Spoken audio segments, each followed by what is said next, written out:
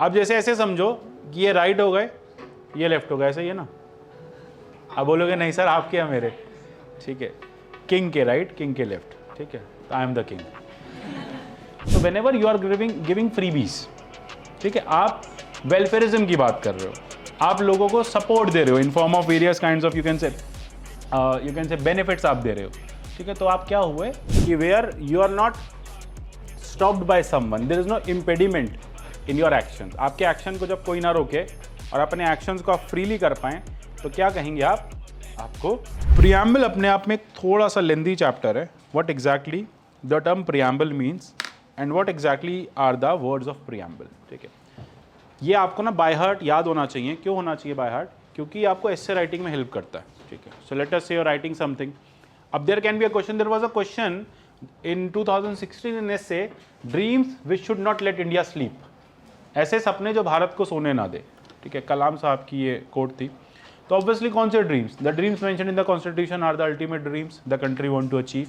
तो यही सपने हैं, we the people of India having solemnly resolved to constitute India into sovereign, socialist, secular, democratic republic. Socialist, secular बाद में आया, and to give all its citizens, secure all its citizens justice.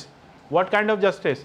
Social justice, economic justice, political justice, liberty of expression, belief and thought, equality of status and opportunity, then fraternity assuring the dignity of the individuals. यानी ये last में डाला गया था, एकदम last में।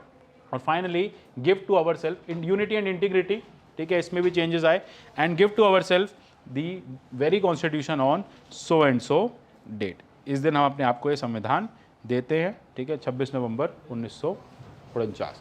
Preamble के case में अब फाइनल आता है what exactly amounts to preamble. अब प्रियम्बल ये वैसे तो सबसे लास्ट में लिखा गया था, this was the last you can say page added to your constitution. सब कुछ हो गया था, फिर it was written, why? Because it is nothing but the preface to the constitution, ठीक है, it is just like what we are going to read in the constitution. कभी कोई कहे कि टाइम नहीं है तो ठीक है प्रियम्बल पढ़ लो, with that preamble you will get to understand what is the characteristic of the nation, मतलब देश हमारा दिखता कैसा है, क्या क्या यहाँ पे इस कंट्री में we have various kinds of you can say nuances, what exactly are the features, what exactly are the benefits which the country is going to enjoy। अब आता है ये प्रियम्बल आया कहाँ से? प्रियम्बल आया 1946 में, जब नेहरू अपना एक ऑब्जेक्टिव रेजोल्यूशन दे रहे थे, आपके नोट्स में लिखा हुआ है, वहाँ से हमने फाइनली प्रियम्बल के प्रोटोटाइप को लिया। अब ultimately at that point of time it was saying that we shall be sovereign independent republic, क्योंकि स्वराज की डिमांड थी, पूर्ण स्वराज की, तो सोवरन इंडिपेंडेंट रिपब्लिक को हमने चेंज कर दिया सोवरन डेमोक्रेटिक रिपब्लिक से। Fraternity was not present there and this is what we added at later stage, ठीक है। ये फैक्चुअल चीजें पूछी जा सकती है, यूपीएससी नहीं पूछ रहा, स्टेट पीसेस में फिर भी आ सकता है। Now comes what are the meaning and concepts. So ultimately it is an introduction, it is the introductory part, it tells the objectives, it tells what are the features and it tells the government what is to be done. Enforceable नहीं है but at least एक guiding light है। जैसे अगर government confuse हो जाए कि are we secular और नॉट, जैसे डिबेट चलती है कि जब तक इंदिरा गांधी ने सेक्युलर टर्म नहीं डाला था कंट्री सेक्युलर नहीं थी, ऐसा एक डिबेट कई लोग करते हैं। But ultimately despite of the fact the word secular was not written here, it was written in 25 and that is why she added it over here because there is a confusion going on. क्योंकि हर कोई ये कहता था, क्योंकि right start हो गए थे 60s में, 70s में इंटरनल राइट्स होने लगे बार बार, तो हर कोई ये कहता था कि we are not secular, we are a majoritarian country, ठीक है, having the majority population of Hindus. तो इसलिए she added explicitly in the preamble कि देखो भैया हम हैं, हम सेक्युलर हैं, and when it comes to the economic determinism हम लोग सोशलिस्ट भी हैं। अभी हम पढ़ेंगे हम कौन से वाले सोशलिस्ट हैं।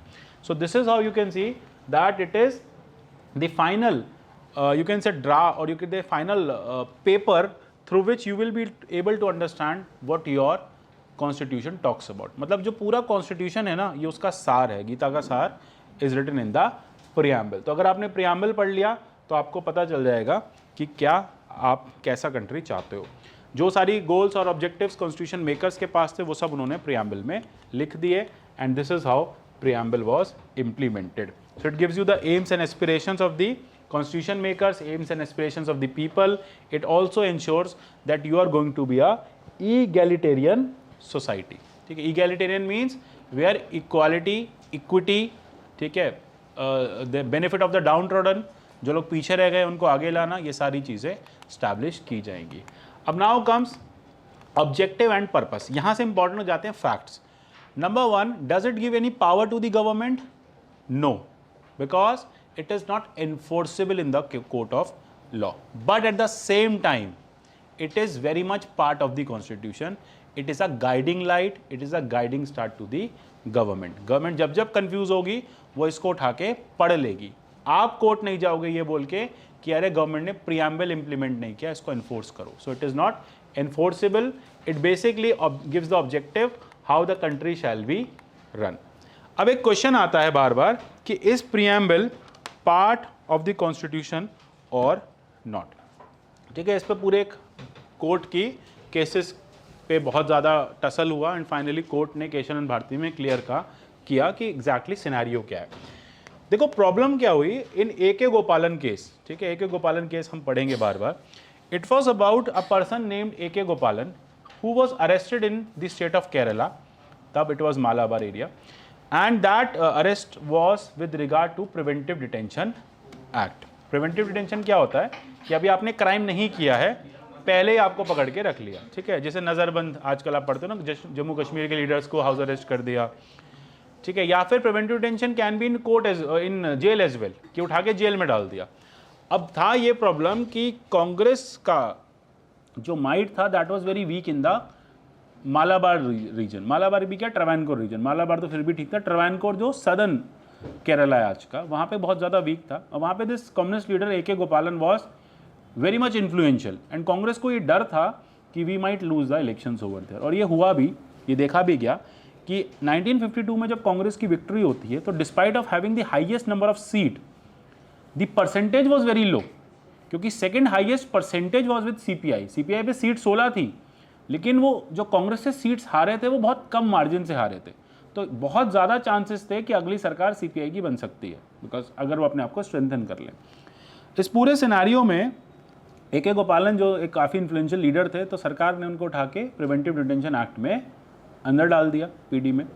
अब वो चले गए, कोर्ट गए, तो कोर्ट में आर्टिकल 21 पे बात की, वो तो सब बातें की वो हम बाद में देखेंगे। उन्होंने एक बात ये भी उठाई कि देखो मेरे प्रियम्बल में लिखा है कि मेरी लिबर्टी को आपको इंश्योर करना है, देनी है ना लिबर्टी, आप मेरी लिबर्टी को हैम्पर कर रहे हो, गवर्नमेंट मेरी लिबर्टी को हैम्पर कर रही है by putting me in the jail. अब कोर्ट ने देखो ये बात तो नहीं बताया कि इसको इन्फोर्स करना है नहीं करना है, ये पूछा गया कि whether it preamble is enforceable और not. Court was also not very clear in that case, but court was clear in this case कि preamble is the guiding start of a democratic constitution. If you want to establish the democracy in the nation, you have to ensure that preamble is fulfilled. ठीक है, government को बोला, किसको बोला, government को बोला कि अगर आप देश में डेमोक्रेसी बचाना चाहते हो तो आप कोशिश करो प्रीएम्बल को इंप्लीमेंट करो। ठीक है, हम एनफोर्स नहीं कर सकते प्रीएम्बल को, because nowhere it is written in the constitution कि प्रीएम्बल जो होगा वो एनफोर्सेबल होगा। उसका रीजन एक ये भी है ना कि प्रीएम्बल में लिखी हर बात आपके कॉन्स्टिट्यूशन के किसी ना किसी आर्टिकल में मेंशन्ड है, it is mentioned somehow somewhere. So automatically when you will be implementing Article 25, you are implementing secularism. When you are implementing Article 14, you are implementing equality. तो आपको प्रीएम्बल वैसे भी अलग से क्या इन्फोर्स करने की ज़रूरत है, आप सीधा वो आर्टिकल इंप्लीमेंट कर दो जहाँ पे क्राइसिस है। तो ये बात कह के कोर्ट ने बात ख़त्म कर दी। मैटर ऐसे ही चला, मैटर आगे पहुँचा और फाइनली एक और केस आता है Berubari union versus Berubari case versus union of India 1959-1960। अब this was with regard to the exchange of enclaves. जब ईस्ट पाकिस्तान और वेस्ट बंगाल अलग हुआ तो बहुत सारे ऐसे एनक्लेव्स थे, एरियाज थे, इसे हम आगे पढ़ेंगे आर्टिकल 1 आर्टिकल 3 में।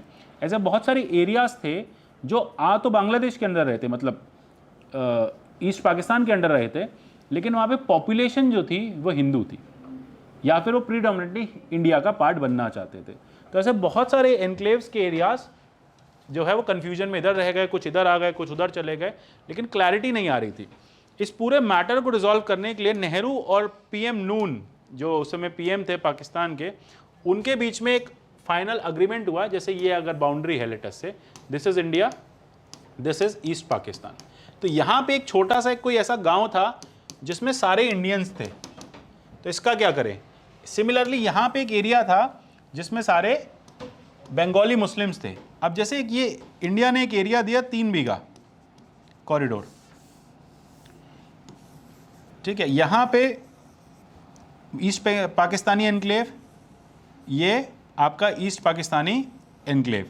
तो अब इंडिया ने दोनों को कनेक्ट करने के लिए ये कॉरिडोर दिया, 3 बीघा कॉरिडोर, सब आईआर में देखोगे। सो अल्टीमेटली ये बहुत सारी कंफ्यूजन चल रही थी 1947 से, तो उसको लेके नेहरू और नून ने एक अग्रीमेंट किया इन 1959 कि एक काम करते हैं, आप अपने वाले साइड के एरिया आप रख लो, हमारे वाले साइड के एरिया हमें दे दो। मतलब जो एरिया लेटस से यहाँ पे आ रहा है, इसे बांग्लादेश ऑब्वियसली आप उठा के दोगे नहीं, तो यहाँ की पॉपुलेशन यहाँ भेज दो, यहाँ की पॉपुलेशन यहाँ भेज दो, इसी तरह से होगा फाइनल रेजोल्यूशन। अब उस रेजोल्यूशन को इम्प्लीमेंट करने की कोशिश की गई and in that scenario the Nehru Noon agreement was implemented. अब नेहरू नून एग्रीमेंट को चैलेंज कर दिया गया इन द कोर्ट। ये कहा गया कि नंबर 1 प्रियम्बल ये कहता है कि आपकी इंटीग्रिटी, आपकी यूनिटी को मेंटेन रखना है। प्रियम्बल क्या कहता है? आपको कंट्री की यूनिटी को मेंटेन रखना है। तो अगर आप कंट्री के पार्ट्स कर रहे हो, मतलब अपने पार्ट्स किसी को दे रहे हो, तो आप क्या कर रहे हो? आप चैलेंज कर रहे हो ना यूनिटी को, भाई you are breaking down the nation. तो नेहरू को इस बात पे चैलेंज किया गया। तो कोर्ट ने सबसे पहले तो ये कहा नेहरू नून एग्रीमेंट के बाद कि देखो ये होगा नहीं होगा वो अलग बात है, वो हम आगे पढ़ेंगे आर्टिकल 1 में। कोर्ट ये कहता है कि preamble is not the part of the constitution. Preamble जो है वो कॉन्स्टिट्यूशन का पार्ट ही नहीं है। तो अब उसमें यूनिटी लिखा है नहीं लिखा है, उस बात से कोई मतलब नहीं। मतलब टू एन एक्सटेंट कोर्ट ने ये कह दिया कि नेहरू नून एग्रीमेंट को आप बाय इफेक्ट करो। लेकिन अब कोर्ट ने आगे ये भी कहा था कि अगर नेहरू नून एग्रीमेंट को आपको इम्प्लीमेंट करना है तो आपको कंट्री में, आपको कॉन्स्टिट्यूशन में अमेंडमेंट लाना पड़ेगा और अमेंडमेंट के थ्रू ही आप उसको कर सकते हो, ठीक है। तो वो एक अलग मैटर है, उसे हम आर्टिकल 1, 2, 3 में पढ़ेंगे। बट अल्टीमेटली हमें ये समझ में आता है कि इस पर्टिकुलर केस में कोर्ट ने कहा कि preamble has never been regarded as the source of और any substantive power, hence it is not the part of the constitution. Confusion बढ़ गया। एक तरफ कोर्ट क्या कह रहा है? Part of the constitution. दूसरी तरफ कोर्ट कह रहा है it is not the part of the constitution. अब when court is saying it is not the part of the constitution, the problem remains कि फिर प्रियम्बल का करें क्या, इसे माने नहीं माने। Because when you are saying it is not the part of the constitution, तो what is the ultimate solution? उसे नहीं मानना है, हटा दो। होना नहीं होना is more or less similar in nature. तो अब ये मैटर फिर से जब केशवानंद भारती केस में पहुंचा कोर्ट इन 1973, कोर्ट फाइनली सेड कि no, it is very much part of the constitution. Not just it is the part of the constitution, it has been given a lot of importance. It basically ensures that the government is working for the benefit of the people. और finally ये हुआ कि yes, it is the part of the constitution. And finally LIC case में ये कहा कि it gives the guiding light, it is the source, it ensures the right thing has to be done, and it remains in the very much constitution. Hence government whenever making any policy should look towards the preamble. सरकार कोई भी policy बना रही है तो एक बार preamble को देख ले कि उसकी पॉलिसी preamble के साथ ठीक है या नहीं है, कहीं preamble के contradiction में तो नहीं है। And this is how it was finalized that preamble happens to be the part of the constitution. अब now next question comes, can preamble be amended? Obviously it can be amended, it has been amended, ठीक है। Once अभी कोशिश की जा रही थी फिर से अमेंड करने की 2021 में बाय प्राइवेट मेंबर बिल, उसे डिस्कस करेंगे, बट एक बार अमेंड कर दिया गया है। Indira Gandhi amended the constitution and she basically added certain words to it, ठीक है। क्लियर हो गया ना? सोशल सेकुलर इंटीग्रिटी को ऐड कर दिया और फाइनली इंश्योर कर दिया कि your preamble is in consistence with the fundamental rights and with the welfare of the nation. तो प्रियम्बल कहीं ना कहीं ये इंश्योर करता है that you try to ensure a egalitarian society. आप कौन सी सोसाइटी इंश्योर कर रहे हो? Which is egalitarian in nature. तो इससे हमें पता चल जाता है कि we are a welfare state as well. इसको हम आगे डिस्कस करेंगे। अब एक एक कीवर्ड को डिस्कस करते हैं और try to understand what exactly each keyword mean. Sovereignty we have already discussed that we are a sovereign nation, ठीक है। तो सोवरेनिटी हम क्यों ला रहे थे? Because we were demanding the Swaraj.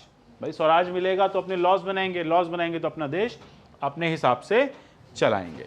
तो ये हम डिस्कस कर चुके हैं। देन कम्स एक डिफरेंस देख लेते हैं, parliamentary sovereignty and your constitutional sovereignty. Let us say they ask a question in mains, discuss the features of parliamentary sovereignty, या in prelims which of the following points adhere to the concept of parliamentary sovereignty, ठीक है। तो क्या लिखेंगे हम when it comes to parliamentary sovereignty? सबसे पहली चीज आप देखोगे where parliament has absolute power. तो क्या क्या चीज़ें होंगी? Parliament can change and modify any law, there is no written law, parliament is supreme, there is no distinction between the constitution and other laws. वही हाल है ब्रिटेन का, Britain is a parliamentary sovereignty. So what is happening over there? You don't have any constitution, the government can change any law, and government is, or the parliament is supreme over there. There is no superior authority which can declare law made by parliament null and void. मतलब parliament ने एक बार law बना दिया तो फिर वो law रहेगा, parliament ही उस लॉ को बाद में चेंज करेगी।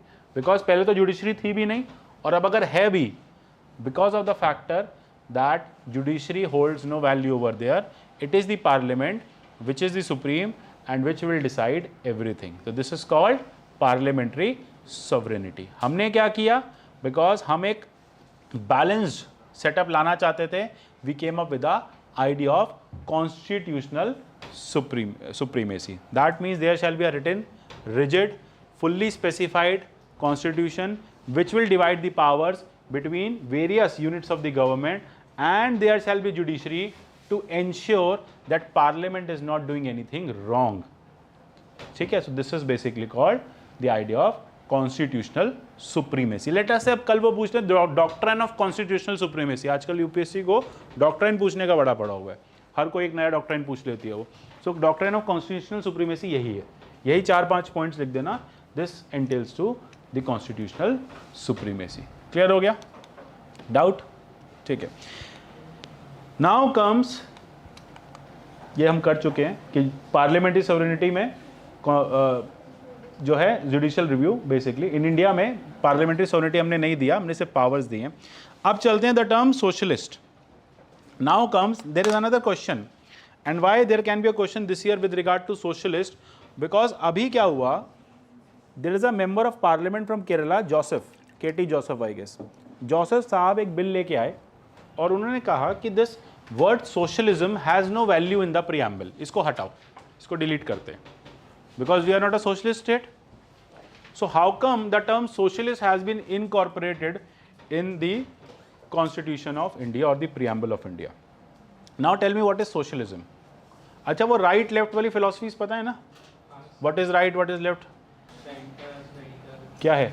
मतलब सबको पता है या 2-4 लोगों को पता है? नहीं पता, एक बार बता दें। अरे जो राइट में होता है वो राइट होता है, ठीक है। It all evolved with the evolution of the European parliaments, ठीक है। अब what happened is there were certain set of people who were adhering to one single goal, है ना। जैसे कुछ लोग, अब जैसे ऐसे समझो कि ये राइट हो गए, ये लेफ्ट हो गए, ऐसे ही है ना। अब बोलोगे नहीं सर आपके या मेरे, ठीक है। किंग के राइट, किंग के लेफ्ट, ठीक है। तो आई एम द किंग। अब फंडा ये है, ओवर हेयर लेट अस से दिस सेक्शन ऑफ पीपल, अभी वो होगा ना, वो प्रो एंड वो करते हैं ना पंचायत में, क्या होता है?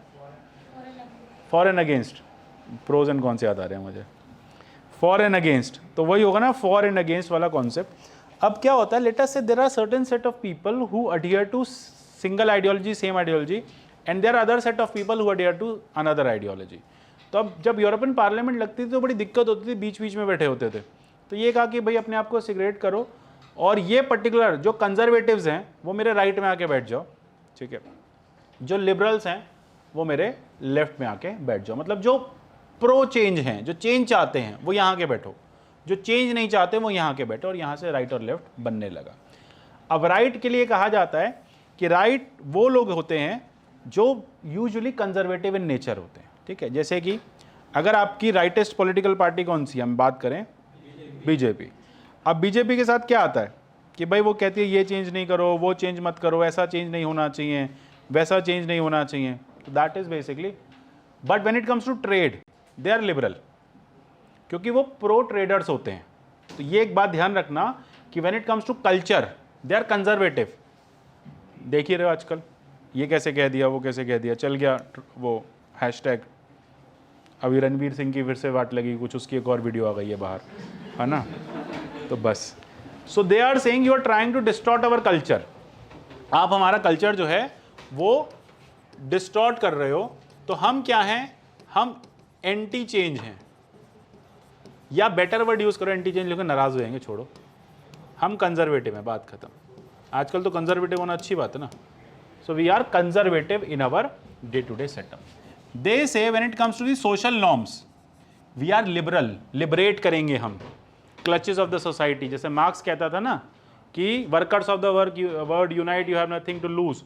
कि भाई सब unite हो जाओ, liberate हो जाओ इस पूरे के पूरे industrialization से. तो when it comes to the social ideas, they are liberal in nature. When it comes to the trade ideas, they want to have state control.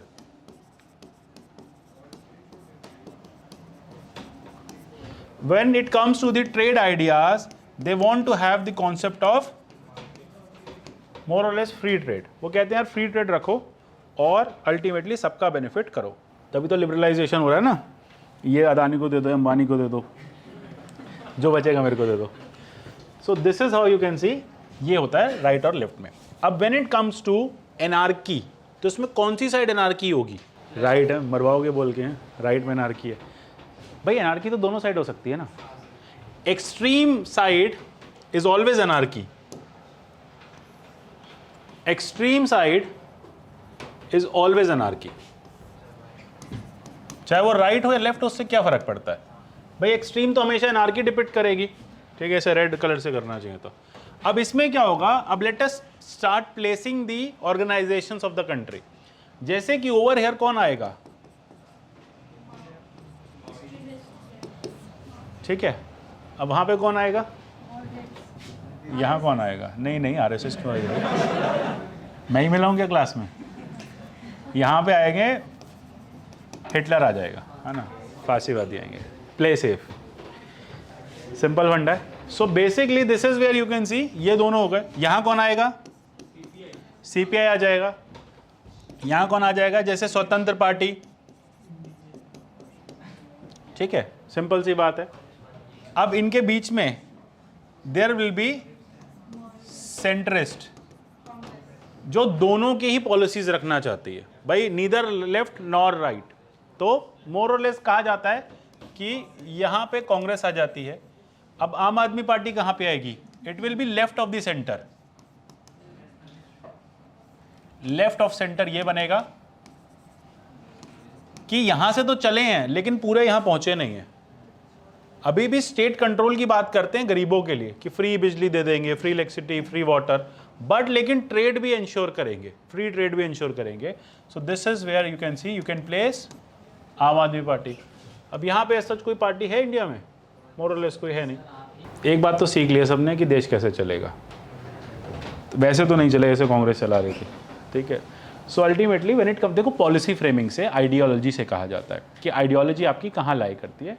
So whenever you are giving freebies, ठीक है, आप welfarism की बात कर रहे हो, आप लोगों को सपोर्ट दे रहे हो in form of various kinds of you can से बेनिफिट्स आप दे रहे हो. ठीक है, तो आप क्या हुए, आप हमेशा लेफ्ट की तरफ ही आ जाओगे, क्योंकि लेफ्ट हमेशा ना लिबरल की बात करता है और स्टेट कंट्रोल्ड चीज़ों की बात करता है. सेंटर से जितना लेफ्ट जाते जाओगे ना उतना स्टेट कंट्रोल बढ़ता जाएगा. सेंटर से जितना राइट जाते होगे उतना स्टेट कंट्रोल कम होता जाएगा, क्योंकि वहाँ पे स्टेट सिर्फ पुलिस का काम करेगा, बाकी ट्रेड रेट्स दे देगा. स्टेट कहता है हमें ट्रेड चलाना आता ही नहीं है. ठीक है ना, जैसे मोदी जी से government has no business to be in business, सरकार का बिजनेस से कोई लेने नहीं. वहीं लेफ्ट वाले कहते हैं नहीं सारा कुछ सरकार चलाएगी. और यहीं पे आइडियोलॉजी आप देखोगे, यहीं पे आ जाता है सोशलिज्म. अगर आप पॉलिटिकल आइडियोलॉजी की बात करो, यहाँ आ जाता है आपका कम्युनिज्म. कंजर्वेटिज्म वहाँ ही गया और एक्सट्रीम वहाँ आ जाएगा. तो ये ब्रॉड है पिक्चर, इसको ब्रॉडली समझ लेना. तो लेफ्ट और राइट इस तरह से बना दिया गया है. ठीक है, अब कहाँ चल रहे थे, हम चल रहे सोशलिस्ट पे. अब आते हैं, चलो बात की है लेफ्ट एंड राइट की. Let us now discuss about the idea of socialism. When socialism was incorporated in your constitution, there was a lot of hue and cry कि ये socialism कैसे रख दिया, because we are not a socialist nation. If you see the philosophy of, इसको समझने से पहले हमें समझना होगा कि philosophy of socialism है क्या. सबसे पहले socialism also comes under the garb of, or it can also be determined as the idea of state economy. जहाँ पे इकोनॉमी कौन चला रहा है, स्टेट चला रहा है. पहली बार सोशलिज्म का जो ट्रेड्स देखा गया था, that were seen in the writings of the Karl Marx. Karl Marx was the first person to write about this idea of socialism. He wrote that it should be the duty of the state to give the benefit to the weakest, ठीक है। ये किसकी duty होगी? ये होगी state की duty weakest को benefit देने के लिए। And how come this emerge? Because industrialization was going on, capitalism was going on, the worker class, जिसको हम प्रोलेटेरिएट क्लास कहते हैं, तो वर्कर क्लास को क्या हो रहा था? बहुत ज़्यादा एक्सप्लॉयटेशन हो रहा था। तो industrialist were exploiting the workers, industrialist were giving the मियर or less wages to the workers, and this is where he wanted that the industrialization should be controlled by the state. State industries को control करे और workers को उनका due regard दे, क्योंकि अगर state control नहीं करेगा तो workers will be ultimately exploited. Revolution तो आएगा बाद में, वो तो डिमांड कर रहा है revolution करो, लेकिन वो कह रहा है कि industries are exploiting the workers, तो इसलिए यहाँ पे बेनिफिट देना नेसेसरी हो जाता है और आप इनको स्टेट कंट्रोल करो। इसके बाद मार्क्स के बाद द सेम, मार्क्स अपनी बातें लिख के चले गए, जब तक मार्क्स मरे तब जाके उनकी बातें पब्लिश हुई। तो मार्क्स के रहते किसी को मार्क्स के बारे में नहीं पता था। इसी तरह से फाइनली जब मार्क्स का वर्क पब्लिश होने लगा तो अक्रॉस द वर्ल्ड एक वेव आने लगी ऑफ सोशलिज्म। अब मार्क्स ने तो बात की थी कम्युनिज्म की फाइनली।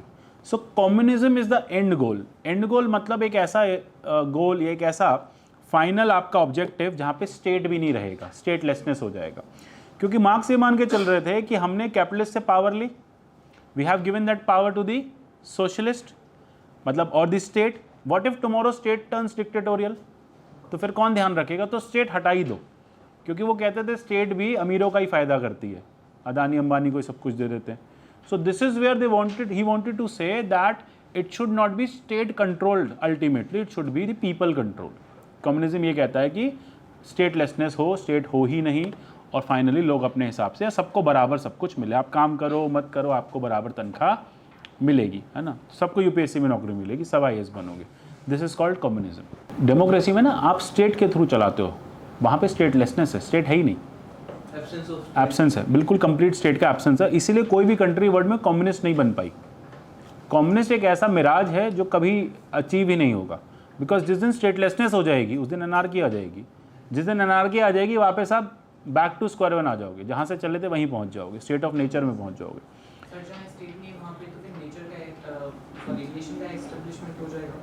नहीं तो नेशन के लिए भी तो कोई तो एंटिटी चाहिए ना, लोग एनार्किस्ट हो जाएंगे। कम्युनिस्ट एक्चुअली ना इनके एंड गोल्स थे, बिकॉज मार्क्स से हर कोई इन्फ्लुएंस था, इसी बात पे मैं आ रहा था ना। बोल्शेविक रेवोल्यूशन हुआ, वर्ल्ड हिस्ट्री में देखोगे, आई गेस अभी सुना पड़ा भी होगा जब मॉडर्न हिस्ट्री की बात कर रहे थे, तो बोल्शेविक रेवोल्यूशन में they wanted to throw away the tsar of Russia. तो ultimately they wanted to have कि हम फाइनल कम्युनिस्ट स्टेट की तरफ जाएंगे। तभी तो लेनिन के साथ लोग आए, क्योंकि लेनिन ने कहा था हम कम्युनिज्म लाएंगे, लेकिन लेनिन ने क्या किया, सोशलिस्ट पार्टी को फॉर्म किया और खुद ही चलाने लग गया। तो लोग क्वेश्चन करने लग गए कि यार आपने तो कहा था स्टेटलेसनेस होगा, तो पावर जो जार से थी वो अब आपके पास आ गई, तो हम पहले जार के सबऑर्डिनेट थे, अब हम आपके सबऑर्डिनेट हो गए। तो मार्क्स यही कहता था कि ये भी नहीं हो, फाइनल स्टेट ही खत्म हो जाए, कोई किसी का सबऑर्डिनेट नहीं हो, ठीक है। एंड दिस इज वे सारे रिसोर्सेज सब में बांट दो और सब अपने अपने घर में आराम से रहो। Getting this? So this is what you can से। फिर फाइनली माओ की पॉलिसी जो है, चाइना को माओ ने यही सपने दिखाए कि हम भी कम्युनिस्ट बनेंगे, हम भी कम्युनिस्ट। और टेक्निकली कोई भी कंट्री कम्युनिज्म के उस गोल को अचीव नहीं कर पाई है, हर कोई सोशलिज्म पे चल रही है। अब फाइनली होता है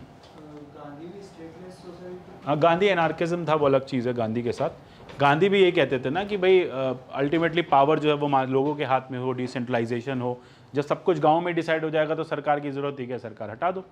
तो ये गांधी का भी मानना था, ठीक है। क्लियर हो गया यहाँ तक? सो अल्टीमेटली फाइनली क्या होता है, इसे हम स्टेट मार्केट अप्रोच भी कहते हैं, जहाँ पर मार्केट विल बी रेगुलेटेड और ओन्ड बाय दी स्टेट। अब इसमें स्टेट मॉडल भी कहते हैं, इसे आप सोशलिस्ट मॉडल भी कहते हैं। शेयर्ड ओनरशिप ऑफ रिसोर्सेज होगा, सेंट्रल प्लानिंग होगी, गुड्स एंड सर्विसेज जो है लोगों को मिल जाएंगी, ठीक है। अब यही सारी चीज़ों से इन्फ्लुएंस थे और फाइनली ये सब इकॉनमी में पढ़ लेना, इकॉनमी का काम है। फाइनली क्या हो रहा है, अल्टीमेटली एंड गोल क्या है सोशलिज्म लाने का, to basically ensure that the poverty is being removed, welfare is happening. भाई जब स्टेट सब कुछ ओन करेगा तो स्टेट कभी भी डिस्क्रिमिनेशन नहीं करेगा, बिकॉज कैपिटलिज्म के लिए क्या है, capitalism is always profit oriented. अब let us say there is a village somewhere in Himachal Pradesh, वहाँ पे एक ही इंटरनेट यूज़र है, तो एयरटेल या फिर रिलायंस जियो वहाँ पे कनेक्शन देगा, वो कॉस्ट बेनिफिट एनालिसिस देखेगा ना। यू आर भाई 300 रुपये के रिचार्ज के लिए मैं 30 करोड़ का सेटअप थोड़ी लगाऊंगा, तो कभी लाइफ में पूरा नहीं होगा मेरा। सो लेकिन BSNL लगा देगा, जैसे पहले जहाँ पे कुछ नहीं चलता था वहाँ BSNL जरूर चलता था. So this is what state used to do, welfare of the people, because goal is not profit orientation, it is always the welfare of the people. तो ये है कॉमन फिलॉसफी, ये है बेसिक फिलॉसफी ऑफ सोशलिज्म और the state lead economy. अब जैसे अगर हम डिफरेंस समझें सोशलिज्म और कम्युनिज्म में, socialism is a goal, is a tool, communism is the end stage. Resources are owned by the state. पहले क्या करेंगे, ऐसे समझो कैपिटलिस्ट लोगों से रिसोर्सेज स्टेट ले लेगा, अब स्टेट उसको ओन कर रहा है, अब स्टेट उसको लोगों में बांटना शुरू करेगा, और जब सब कुछ ठीक हो जाएगा तो स्टेट चला जाएगा. तो रिसोर्सेज कहाँ चले गए, सोसाइटी पे चले गए. Similarly it is an means, it is an end. Equity is practised, जो जितनी मेहनत करेगा उसे उतना फल मिलेगा. अब if a boss is working 5 hours and a employee is working 10 hours, तो बॉस को 5 घंटे की तनख्वाह, एम्प्लॉय को 10 घंटे की तनख्वाह. यह है सोशलिज्म. कम्युनिज्म क्या कहता है, काम करो मत करो, घर तनख्वाह पहुंच जाएगी हर महीने. ठीक है, जैसे कि हम एक 2017 के बजट में minimum wages, universal basic income लाने की बात कर रहे थे, जो कि ऑलरेडी स्वीडन प्रैक्टिस करने की कोशिश कर रहा है. तो वो एग्जैक्टली यही फॉर्म हो गया. यहाँ पे there is a state still existing, क्योंकि state is a medium through which inequality will be removed. Inequality है, स्टेट आया, उसने इनइक्वालिटी रिमूव करी, जब सब ठीक हो गया तो सब कुछ लोगों को देके चला गया. तो यहीं पे डर है कि जब वो सब कुछ लोगों को देके चला जाएगा, लोग एक दूसरे से सामान छीनने लग जाएंगे, वीक से सब छीन लेंगे और फिर वेल्दी होने लगेंगे, एनार्की आ जाएगी, तो आप फिर से वहीं पहुंच जाओगे जहां से आप चले थे. तो इसलिए ये चीज़ कभी भी अटेन हो ही नहीं पाएगी. This is just a mirage, this is just a political ideology which can not be replicated in any state system across the world. क्योंकि अगर ये रेप्लीकेट हो गया तो वहाँ पे war, civil war, internal crisis, लूट, ये सब शुरू हो जाएगा. अगर आज डर नहीं हो पुलिस का तो लॉलेसनेस नहीं दिखेगी स्टेट का. तो एग्जैक्टली ठीक है. यहाँ पे लिमिटेड प्राइवेट ओनरशिप, यहाँ पे मोरलेस कम्युनिज्म में कहा जाता है कि कोई भी किसी की प्रॉपर्टी लेके बैठ सकता है, कोई ओनरशिप ही नहीं है किसी के पास, क्योंकि प्रॉपर्टी के राइट्स हमने खत्म कर दिए. जैसे इसको ऐसे समझो, कम्युनिज्म कहता है कि अगर आप, सोशलिज्म कहता है 2 अगर आपके पास हैं तो एक अपने नेबर को दे दो, एक आप रख लो. कम्युनिज्म कहता है कि अगर 2 आपके पास हैं तो सारी स्टेट ले जाएगा और जिसको जितना, मतलब सबको बराबर बराबर दूध मिल जाएगा. ठीक है. So this is what is the philosophy behind. Idea ये है कि कम्युनिज्म इसलिए भी बहुत क्लैरिटी के साथ नहीं आता क्योंकि उसमें ना समझने में भी क्लैरिटी नहीं है कि कौन चाहता क्या है. माओ ने अपनी पॉलिसी लिखी, मार्क्स की अपनी पॉलिसी थी, लेनिन ने उसको अपने हिसाब से इम्प्लीमेंट किया, स्टालिन ने उसको अपने हिसाब से इम्प्लीमेंट किया. And this is where you can see, you will find socialist working governments across the world. You will not find a practical communist government. कोई कम्युनिस्ट प्रैक्टिकल नहीं है. चाइना की नाम है बस communist party of China, it is actually socialist. अब तो वो भी कैपिटलिस्ट बन चुकी है. हाँ, but control remains with the state. ठीक है. अब इसी के बिहाफ पे फाइनल आया एक mixed model. John Maynard Keynes थे, he was an economist. A lot of crisis has happened in post second world war. तो कीन्स को लगा आपका कैपिटलिज्म भी फेल हो गया, सोशलिज्म भी फेल हो गया. कैपिटलिज्म को हटाया था ये बोल के कि we will figure out the crisis, we will rectify it. तो आपने कैपिटलिज्म को हटाया, आप सोशलिज्म लेके आए. यूएसएसआर में सोशलिज्म था, फिर भी it has suffered a lot during 1940s, the great depression के बाद. तो ग्रेट डिप्रेशन के बाद ये देखा कि कम्युनिज्म, सोशलिज्म ने भी सफ़र किया, कैपिटलिज्म ने भी सफ़र किया, तो दोनों ही मॉडल ख़राब हैं. तो फिर क्या करें, तो एक मिक्स्ड मॉडल लेके आए कि let us do one thing, those which are the necessary services that should be provided by the state, those who are the non necessary services that should be controlled by the, और that should be given to the capitalist. तो यही हमारा भी है mixed economy. ठीक है. Railways सरकार के पास है, लेकिन कम्युनिकेशन को अब क्योंकि सस्ता हो गया है, अफोर्डेबिलिटी पे आ गया है, अब और इससे सस्ता क्या होगा, स्टेट इससे सस्ता क्या दे देगी, तो ठीक है फिर इसको प्राइवेट कर देते हैं. Health care sector, both state run hospitals and your private run hospitals. जो प्राइवेट, जिस पे पैसे हैं वो प्राइवेट में जाए, those who don't have money they can go to the AIIMS. So this is how banks, private banks, then you have the, so this is what is called mixed economy, और it is basically now it is also called as Keynes economy. Keynes, ठीक है, John Maynard Keynes की economy से आता है ये term. और यहाँ पे first time it was established कि ठीक है इस तरह भी सरकार चलाई जा सकती है, जैसे कोविड के टाइम पे, that wherever it was required the government was giving the benefits through various schemes, PM स्वाभिमान योजना, ये योजना, easy loans and all that stuff. और जहाँ पे प्राइवेट खुद से कर सकते हैं वहाँ पे फाइनली ये सब आपको मिल जाएगा। अब वहाँ पे स्टेट जो है वो काम करेगी, जहाँ प्राइवेट हो सकता है वहाँ प्राइवेट काम करेगा। Now the question comes, what kind of socialism we adhere to? We have seen that the Western socialism talks about the fact that the resources should be owned by the state. When Indira Gandhi was trying to come up with this socialism, there was a lot of hue and cry in the country. Nehruvian socialism and Indira's socialism is a bit different from the Western socialism. In Western socialism, the idea is that there shall be state, there should not be any market. Number one. Number two is resources should be owned by the government. It should be distributed according to the needs, or you can say according to the capacity of the people. लेकिन हमने क्या change किया, हमने socialism को इस तरह से implement किया कि those areas where people are suffering a lot, वो सब हम नेशनलाइज करना स्टार्ट कर देंगे। जैसे कि जब इंदिरा ने 1969 में बैंक्स को नेशनलाइज करना स्टार्ट किया, there was a lot of crisis. Number one, that was not a straight approach, that was done by an ordinance, वो तो अलग चीज़ है, लेकिन लोग भी खुश नहीं थे। जैसे आरसी कूपर एक केस आप पढ़ेंगे, तो आरसी कूपर एक पर्सन थे जिनका बैंक था। अब सरकार ने बैंक ले लिया और बदले में उनको एक छोटा सा कंपनसेशन दे दिया। अब आरसी कूपर कह रहे हैं कि बैंक मेरा, पैसे मेरे, मुझे ज़्यादा कंपनसेशन दो भाई, ऑलमोस्ट मुझे इसका 50-60% मिलना चाहिए। इंदिरा गांधी गवर्नमेंट कहती है नहीं, इतना मिलेगा, रखना है रखो, नहीं तो छोड़ दो। सिमिलरली जब when we were doing the integration of states, princely states, so we have given them privy purses.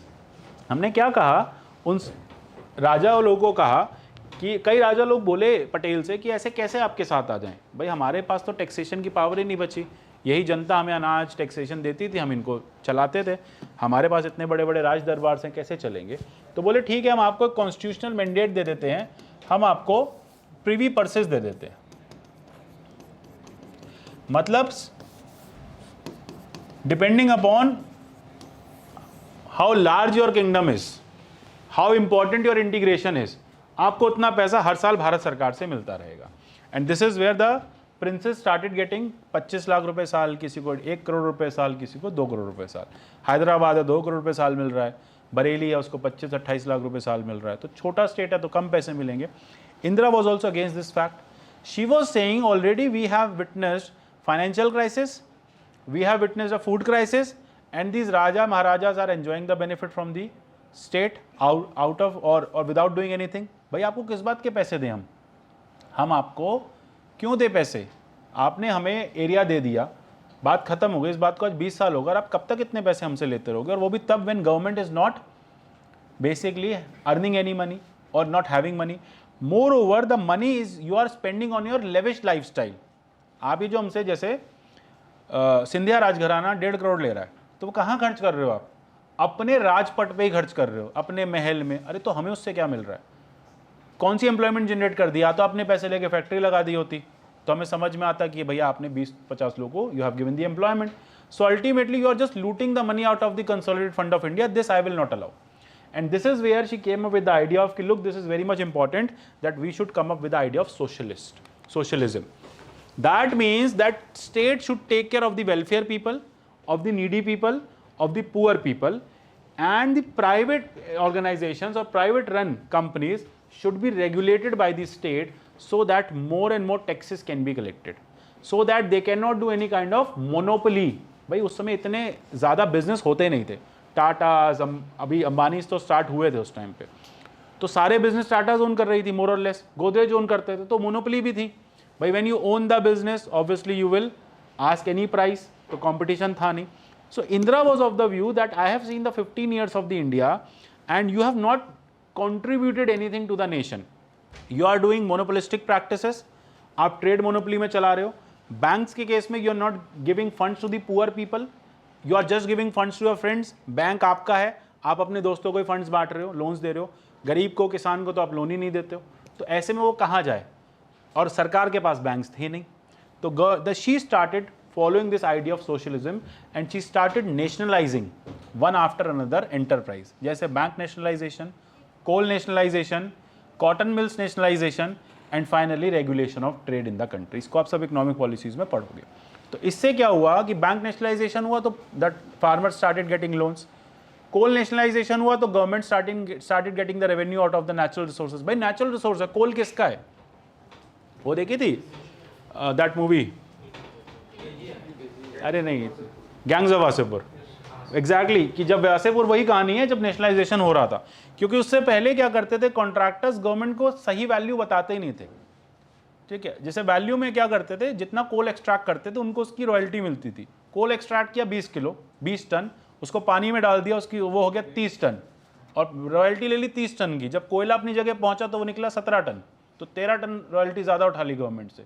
इसलिए she started nationalising the mines, बोली माइंस नेशनलाइज ही होंगी और सरकार उसको अपने under coal authority of India के through, coal commission of India, what is that, उसके थ्रू चलाएगी, ठीक है। So this is where you can see that nationalisation was done so that the poor people in the nation can get the benefit out of the natural resources, और ये है हमारा socialism, ठीक है, ये हमारा फंडा ऑफ सोशलिज्म।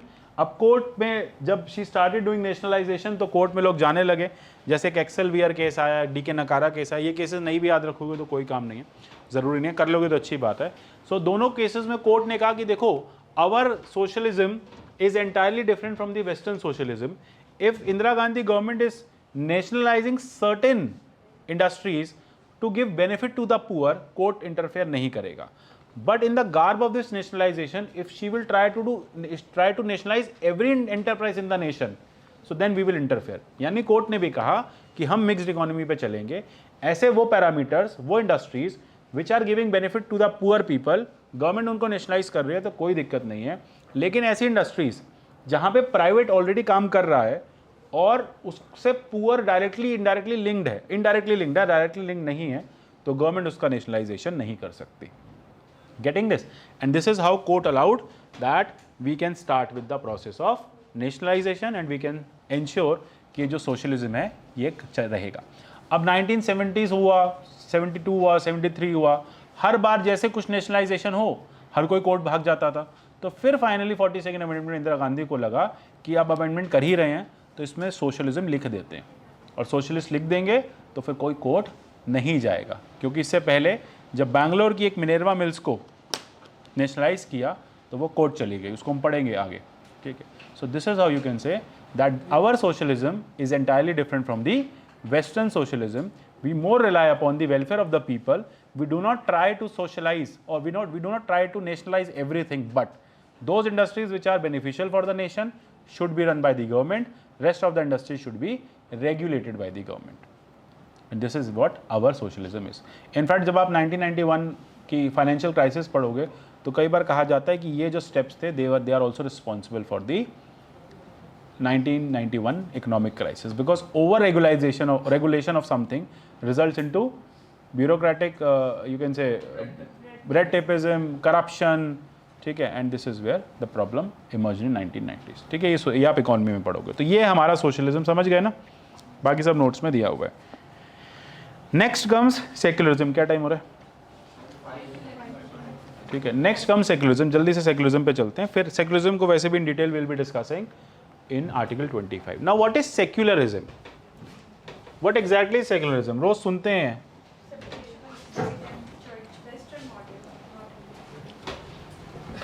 नहीं वेस्टर्न ही बता दो, सेपरेशन ऑफ, ठीक हो,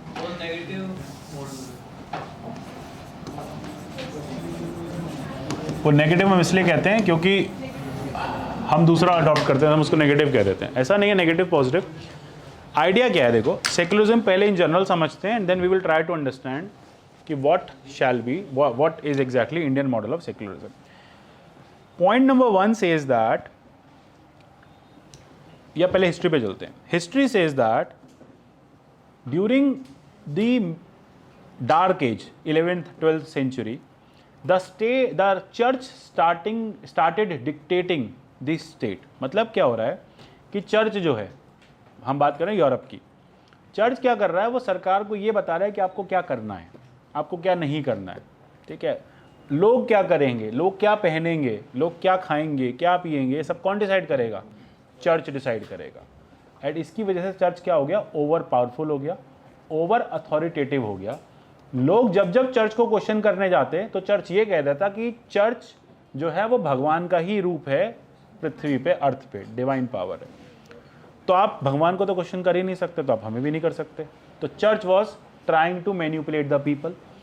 14th सेंचुरी 1498 में रेनेसॉ की बर्थ होती है। Renaissance means scientific intervention, scientific advancement, scientific questioning, scientific temper, ये सब लोगों में डेवलप होने लगा। अब जब साइंटिफिक टेम्पर होता है तो क्या होता है, अभी थोड़े दिन बाद घर से कोई कस्टम कोई कहेंगे घर वाले, अभी घर जाओगे ना, पहले भी नए अभी गए नहीं होगे ना घर बहुत टाइम से, आफ्टर फाउंडेशन थोड़ा पॉलिटी पढ़ के घर जाओगे, मतलब जो यहाँ नहीं रहता, फिर कोई सोशल कस्टम मानने को मम्मी कहेंगी तो कहेंगे अरे कैसे मम्मी बातें करते हो, तो वो पलट के बोलेंगे ज़्यादा पढ़ के आए हो क्या वहाँ से, ये प्रॉब्लम फेस करोगे अभी। तो यही हुआ कि लोग जब पढ़ने लगे तो लोगों को लगने लगा कि ये चर्च तो हमें बेवकूफ़ बना रहा था बहुत टाइम से, ठीक है, ये तो वो था ही नहीं जो हम कर रहे थे, ये तो पर्पस ही नहीं था, पर्पस ये था कि हमें बस चलाता रहे। So ultimately people started questioning and this is where the idea of separation of state and church came into prevalence। मतलब ये कहा जा रहा है कि स्टेट जो है वो चर्च से अलग होगा, चर्च स्टेट के मैटर्स में इंटरफेयर नहीं करेगा, और अल्टीमेटली क्या होगा, सेपरेशन हो जाएगा रिलीजियस इंस्टीट्यूशंस का from the government. That means state shall not be able to dictate, religion should not be able to dictate and guide the state. State को जो करना है वो करेगा, चर्च उसमें रोज इंटरफेरेंस नहीं करेगा। This is the purest model of secularism जो कि यूरोप के 15-16 सेंचुरी में, रेनेसां के बाद 15 to 16 सेंचुरी में यूरोप में आना स्टार्ट हुआ, जहाँ पे पहली बार ये कहा गया कि दोनों को अलग कर दो, क्योंकि दोनों को अलग कर दोगे क्या होगा, इक्वालिटी होगी। भाई अब अल्टीमेटली कोई उस रिलीजन को नहीं मानना चाहता, तो आप ज़बरदस्ती कर रहे हो, या तो हमें मानो नहीं तो हम आपको इनइक्वल ट्रीट करेंगे, तो लोग भी फिर डर के मारे क्रिश्चियनिटी फॉलो करेंगे, उन पे ऑप्शन ही नहीं है कोई without doing that. So this is where the separation of state and church in 15th century Europe gave birth to the idea of secularism. अब ये सेक्युलरिज्म चैलेंज होगा 17th और 18th सेंचुरी में, क्योंकि यहाँ पे आपने क्या कहा, इक्वल डिस्टेंस पे रख दिया स्टेट और रिलीजन को। स्टेट रिलीजन में इंटरफेयर नहीं करेगा, रिलीजन स्टेट में इंटरफेयर नहीं करेगा, तो इवोल्यूशन है, क्योंकि अभी गवर्नमेंट्स तो बनी नहीं, अभी तो किंग है। अब जब डेमोक्रेटिक गवर्नमेंट्स बनेंगी फ्रांस में 18th सेंचुरी में, तो स्टेट कह रहा है कि आप हम में इंटरफेयर नहीं करोगे, लेकिन गवर्नमेंट ये कह रही है कि हम पूरा देश चलाते हैं, तो हम तो आप में इंटरफेयर कर सकते हैं, आप हम में इंटरफेयर नहीं करोगे। और ऐसे टाइम के साथ साथ सेक्युलरिज्म के मॉडल्स बदलते गए। बेसिक एसेंस यही था कि दोनों एक दूसरे से अलग हो जाएंगे, लेकिन अल्टीमेट एसेंस ये है कि स्टेट जो है वो रिलीजन को गवर्न कर सकता है। गेटिंग द, इसको हम पढ़ेंगे कि कैसे with the advent of democracies, constitutions, governments, state ऊपर आ गया और रिलीजन को नीचे शिफ्ट कर दिया गया। पहले रिलीजन ऊपर था, फिर दोनों को बराबर अलग अलग दूर ले गए, और फिर बाद में स्टेट ऊपर चला गया और रिलीजन सबऑर्डिनेट बना दिया गया। व्हाट एग्जैक्टली सेक्युलरिज्म, बताओ अब क्या समझ में आया?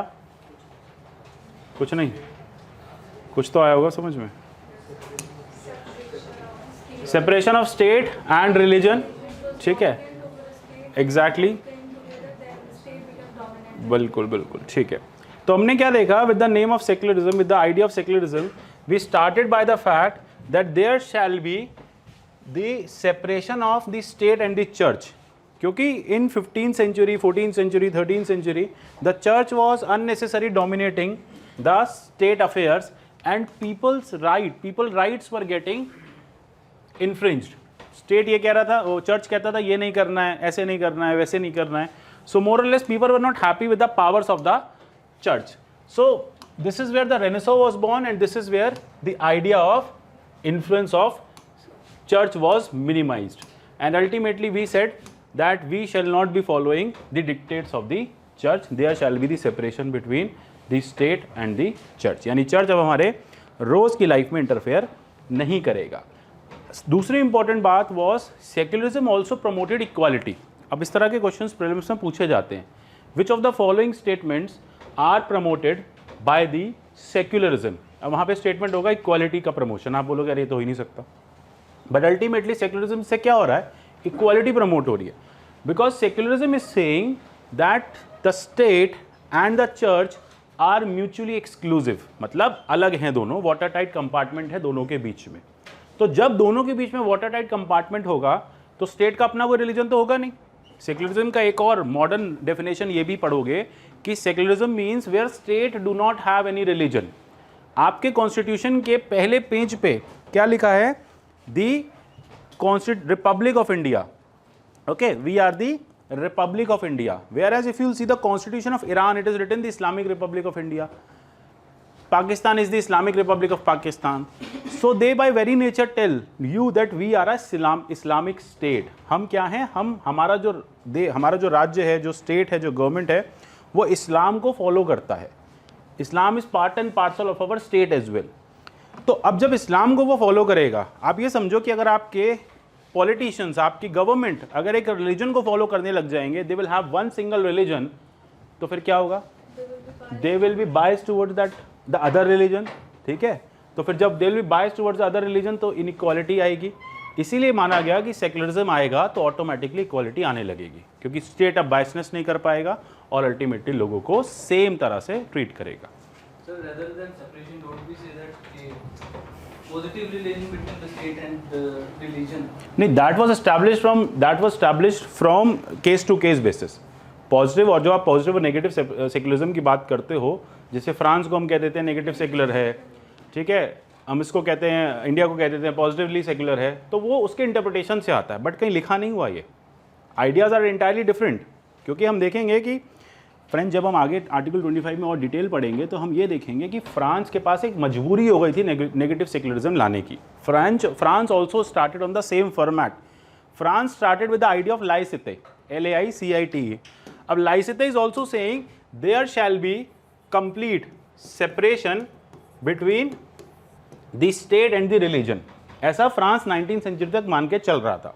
अब प्रॉब्लम क्या आती है फ्रांस में कि 1980s के टाइम पे a lot of Muslim migration was going on in France. अब France predominantly happened to be a Catholic community, Christian Catholic community. अब बहुत ज़्यादा मुस्लिम रिलीजन के लोग वहाँ जाके रह रहे हैं. अब फ्रांस को डर लगने लग गया, तो वहाँ से फ्रांस ने कहा कि ठीक है, हम एक काम करेंगे, हम इन बाकी रिलीजियस डिनोमिनेशंस को कर्ब करना स्टार्ट करेंगे. And in the name of curbing these denomination, France ने स्पेसिफिकली मुस्लिम रिलीजन को कर्ब करना शुरू किया.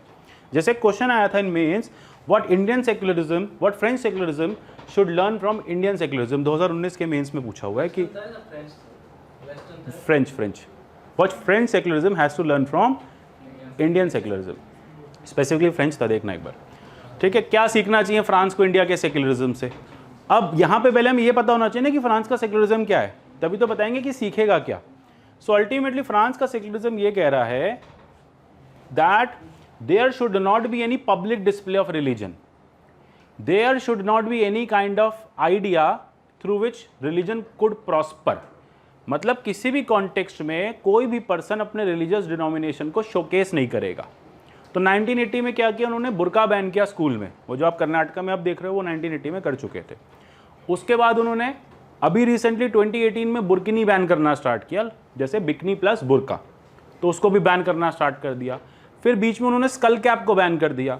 फिर ऑफरिंग ऑफ नमाज on roads at public places ban कर दिया. सो अल्टीमेटली हाँ, लेकिन क्रिश्चियन क्रॉस तो वैसे भी when it comes to the society 90% population Christian है, तो Christian cross more or less ban नहीं है, पहन के घूम सकते हैं.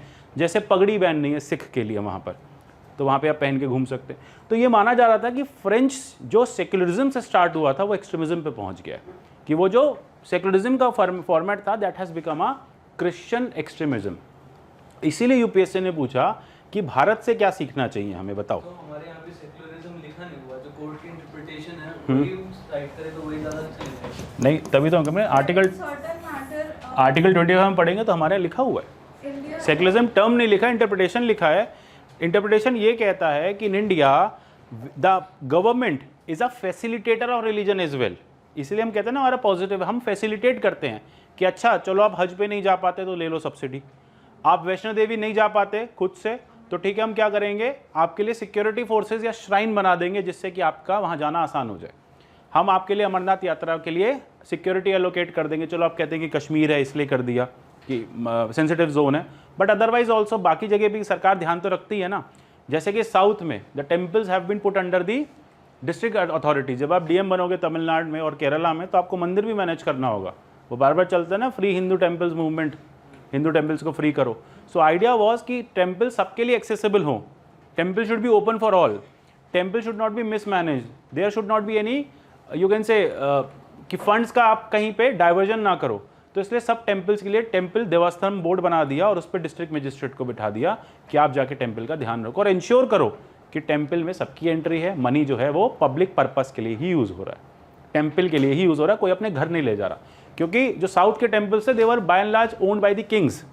जैसे ट्रेवेनकोर जो मंदिर है, ट्रेवेनकोर देवासम बोर्ड वाला, वो ट्रेवेनकोर फैमिली मैनेज करती थी। अब फैमिली क्या करेगी, कौन हिसाब लेगा फैमिली से, भाई किंग की फैमिली है, तो फिर इसलिए उसको उठा के डिस्ट्रिक्ट मजिस्ट्रेट को दे दिया गया या उसके लिए लॉ बनाया गया ट्रेवेनकोर देवासम बोर्ड, जिसके थ्रू टेम्पल्स मैनेज हो रहे हैं। तो हमारा सेक्युलरिज्म ये कहता है कि जहाँ पे आप एनेबल नहीं हो पाते, हम आपको धक्का भी देंगे कि जाओ अपने रिलीजन को फॉलो करो।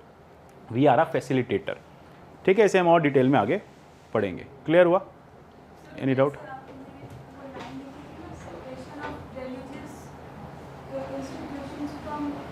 State institutions.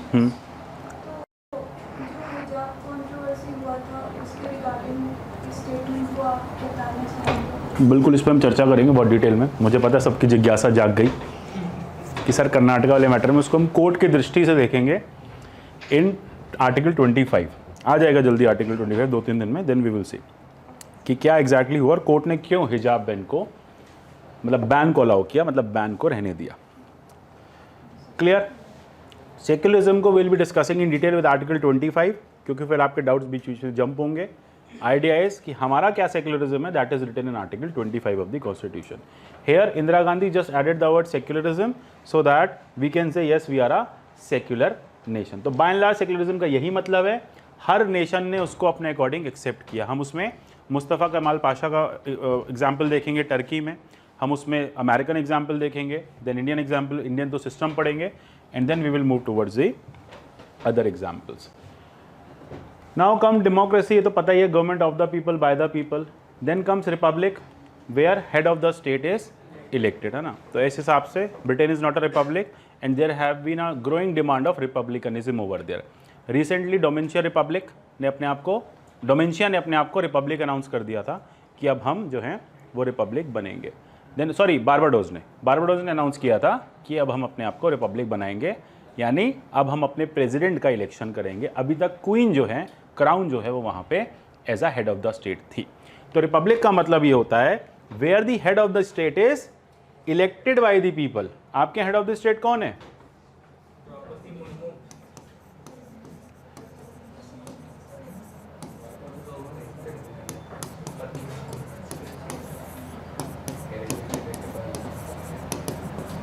ठीक है, so this makes us republic. ये क्या बनाता है हमें?